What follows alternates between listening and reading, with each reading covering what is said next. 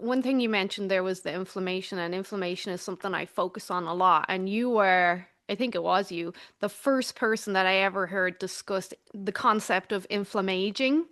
And Mhm. when you said that, it just was a light bulb moment for me. And I took it that if I could control inflammation on every level, even down to my blood, I could slow down Yeah. aging. And like you mentioned before, you were surprised when I told you what age I was, and I have an almost 21-year-old son. And I Yeah, swear, that was like, what? well, I swear a lot of your work has influenced how I look, and the concept of inflammaging was a huge factor. And now it really is the basis of my teaching, as I'm sure you'll agree.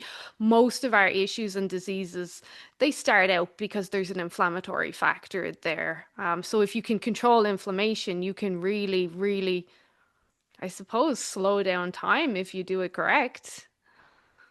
Yeah, absolutely. That was a key concept in the first chapter of my first book, which was inflammaging. And it's the idea that over time with age, literally the blood itself becomes an inflammatory medium. So everywhere the blood's going, it's carrying inflammation with it. And it's very difficult to age well when you are everything's inflamed. And the thing to understand about inflammation is that you cannot understand it apart from the immune system because inflammation is a critical component under the umbrella of the immune system. If you get injured, there's what we call the onset phase, okay, where everything gets inflamed. That's the recruitment phase. That's where the site of the injury is recruiting proteins and collagens and immune cells. Then there's the resolution phase where you clear all that out, the injury heals, the scar heals up, whatever it is we're talking about.